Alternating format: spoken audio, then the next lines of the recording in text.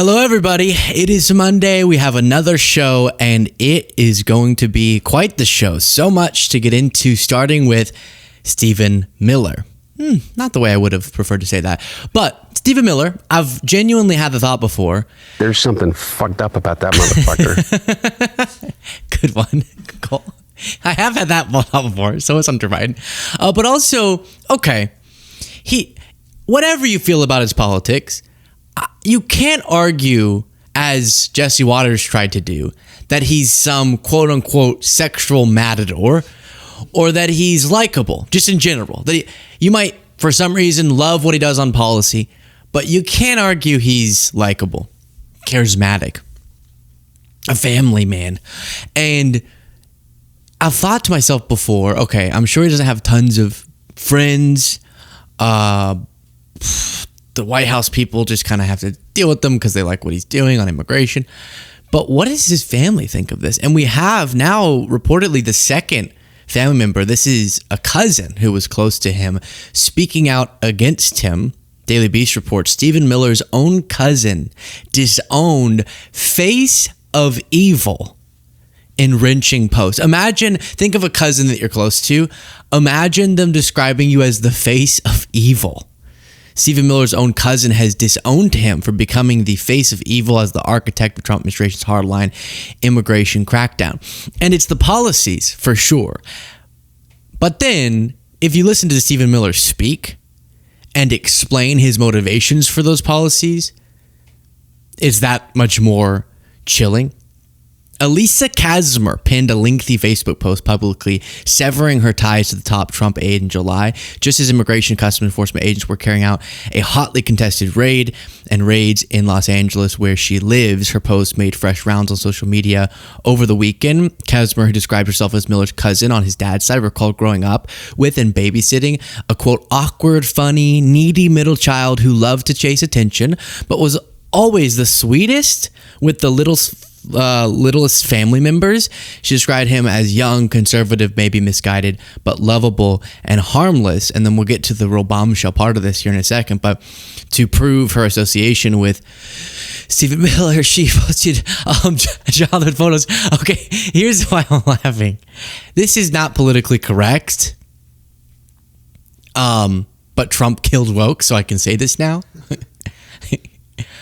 I think even by these childhood photos, we could have guessed where this guy was headed. You're going to tell me, look at this shot. Look at this. That's a dangerous baby. That's a baby who's going to grow up to do no good. I don't say that about many babies. But that's a Hitler baby. No, not really. Not really. Seriously, not really, because people have weird implications of that. Not really. I'm just saying, it's a demonic baby. No, what? I didn't say that. I don't mean that. I really don't. Images that accompanied the emotional post showed Kazmer and Miller going from young children donning turtlenecks and overalls to young adults dressed up in dresses and suits. You can see there. I'm genuinely kidding. He was a cute baby. All babies are equally beautiful and cute and etc. Quote, I'm living with the deep pain of watching someone, this is the cousin I once loved, become the face of evil. I grieve what you've become, Stephen. I will never knowingly let evil into my life, no matter whose blood it carries, including my own. We celebrate holidays each year with the reminder to stand up and say never again. But what you're doing breaks that sacred promise. It breaks everything we were taught. How can you do to others what has been done to us? How can you wake up each day and repeat the cruelty that our people barely escaped? Discussing that her and Miller were raised Jewish with stories about surviving pogroms, ghettos, and the Holocaust. And then it goes on, but you get the point. And that's devastating. It really is. And then... clip's not working. AOC jumps in and says that despite me getting backlash, okay, so it's okay when AOC does it, but not me, for laughing, even at the dangerous figures. AOC says our best recourse is yes, treat it seriously and treat someone like Stephen Miller serious in the dangerous implications of their policies, but you gotta laugh at them. let's listen to AOC's argument. While we do, please do click the subscribe button if you appreciate this show. It's free. All you got to do is click, and then you help our operation. Point is that they are scrapping and grasping at straws because they have nothing else. Laugh at them. Stephen Miller is a clown. I've never seen that guy in real life, but he looks like he's like 4'10", and he looks like he is angry about the fact that he's 4'10", and he looks like he is so mad that he is 4'10", that he's taking that anger out at any other population possible. So I have long been a warrior for the short king community, the SKC. So I completely denounce any reference to such things. But I mean, I get her point. It's not so much about the literal height, because, you know, some of you will be 4'10" and be like, hey, what the heck? But there's kind of that archetype of someone who, for whatever reason, whatever insecurity they have, whether it's their height or their length, they then take it out on everyone because they felt, and most people that's like getting a really big Ford truck, most people that's like getting a really loud engine, shooting ducks, but for Stephen Miller, it's bringing hell upon all of us. Like, laugh at them. Laugh at them. Yes, they are dangerous. Yes, we're here to be strong for one another. We need to expose the lies. We need to never let off the gas when it comes to protecting one another, exposing the lies, documenting things. We're seeing this too, right? And so I think it's very important to be able to hold multiple things at once. And we've seen this work in other cultures. We've seen this work in other countries. Yes, the resistance to authoritarianism is very real. The risks of abuse of power are very real. But one of the most powerful cultural things that you can do to a political movement that is predicated on the puffery of insecure masculinity. That's what this is about. This isn't, people talk about toxic masculinity, more than, it's like, let's put that to the side for just one second. This is about insecure masculinity.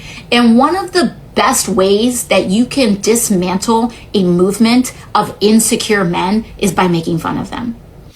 So, okay. You know when people hear a song and there's kind of this self-centered characteristic that comes out when they're like, oh my gosh, that's literally about me. Oh my gosh, they must have read my Twitter post and written a song about it. And you're like, all right, not listen to the world. Maybe they just wrote a love song and you align with it because like every love song is the same. Something is happening similarly with me where AOC was saying that and I'm like, she's talking about me, not the insecure masculinity. I'm not insecure at all. About the little issue we had last week where a few people in the audience were upset because I was laughing at something that was funny and dangerous and funny and dangerous, which was Hegseth's insane speech, and it hurt my feelings. And I can say that, see, because I'm not insecure. And she clearly saw that segment and did this video for me, about me, to all of you. So now you can't get mad at me. Otherwise, take it up with AOC. And I agree. We do have to laugh and speak out aggressively. Both can happen. We also have to experience joy. Otherwise, what is the next few years going to be?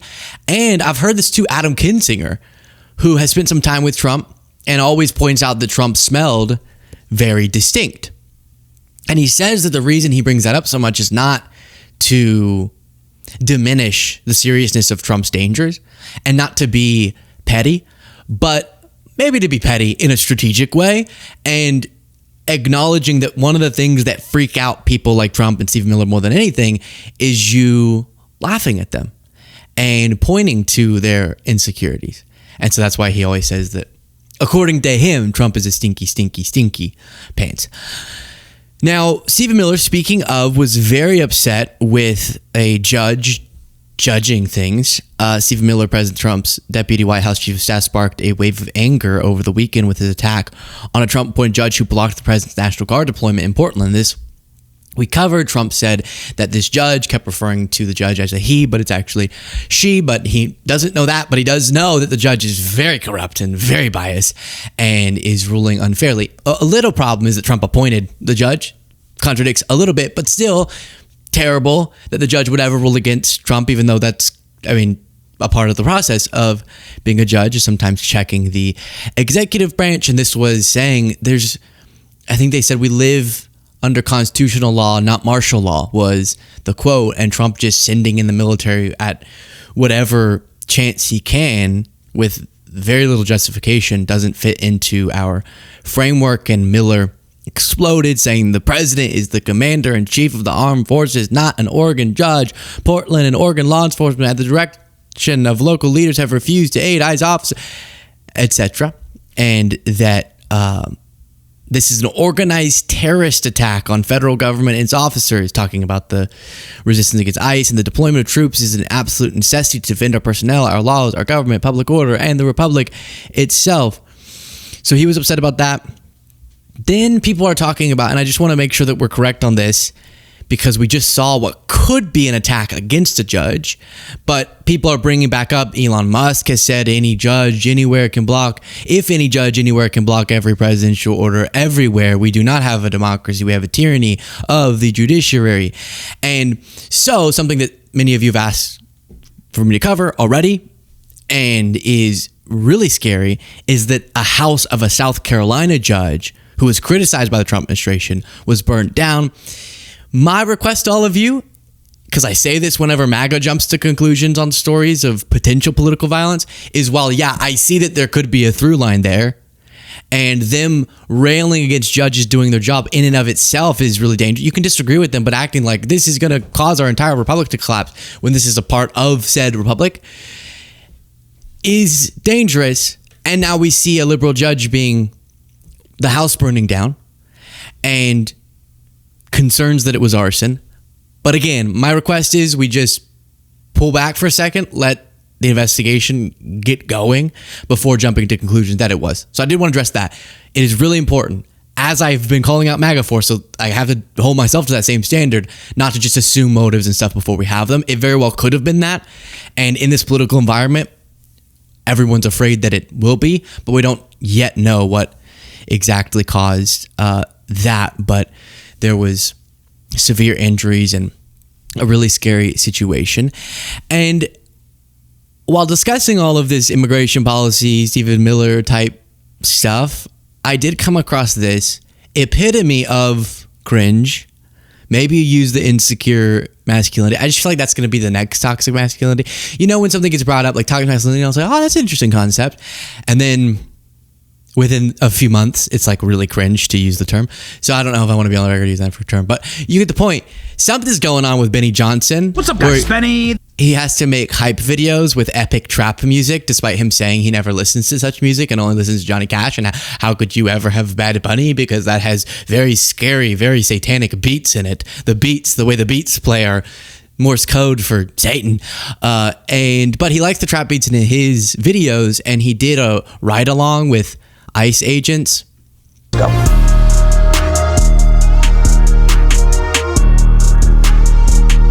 Let's rock and roll. Dark Knight, am I right? Yeah, come on, yeah, that's right. Amazing. So he's saying Dark Knight like Batman, because that's where they are in Chicago, maybe, is where that was filmed. And he's, But then he kept thinking about Batman and posted this AI video of himself beating up people in a Walmart parking lot. I guess that he's trying to portray as undocumented immigrants. He said, unreleased footage of my weekend with ICE in Chicago. Again, even if you don't agree with my stance or my rejections of some of the actions of ICE, why are y'all seeing this like Dr. Phil going on a ride along, Kristi Noem dressing up and cosplaying as an agent like every single day? Why are you seeing this as such a game?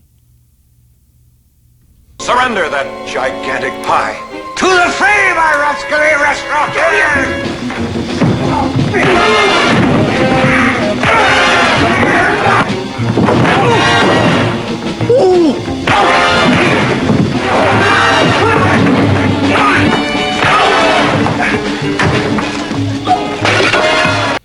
So the final video, and they're all wearing, like, what are those called? Ponchos and a hat. I mean, that whole part of it is kind of overt.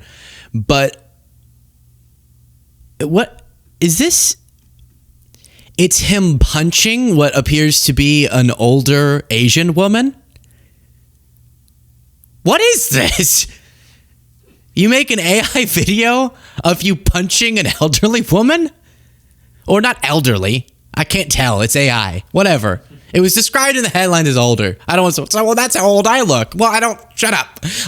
I just mean a woman, a young woman, a person. There we go. Person, woman, camera, TV. A person. Person, woman, man, camera, TV. I missed one of the terms. But why are we punching people in a Batman costume? Something's deep there. There's something Benny's dealing with deep there. Dressed up in AI as Batman punching people. My point, I guess, is you can't, with any dudes portrayed in this video, still is so wacky. But you could say, well, the backstory is that this person was a dangerous criminal. Okay. But the imagery of this AI lady doesn't look like a threatening person. None of them do. None of them do. But this one particularly doesn't. From what you get it. Shut up. And he's punching her. And they all look like they're not really attacking Benny. He just is kind of coming up and punching them. So that's unhinged. And this is not a game. And these are people's lives. And let's check in on JD Vance. Guys, JD Vance here. Just want to let you know that we are relaunching the VP's TikTok page. I got a little lazy the last few months, was focused on the job of being VP, not enough on TikToks. That's about to change. Good. So follow along. We'll update you on what's going on in the White House, business of state. We'll update you on what's going on politically. Maybe some sombrero memes here and there, but follow along and we'll look forward to connecting on TikTok. See you then. And we'll be punching women in sombreros on TikTok. We'll be cosplaying Batman violence against women in sombreros. Did you catch that one part where he says we've been a little too focused on we've been focused on being vice president and not on TikTok, but that's about to change. Wait, that doesn't sound right. So that's what Vance is up to, in case you were wondering.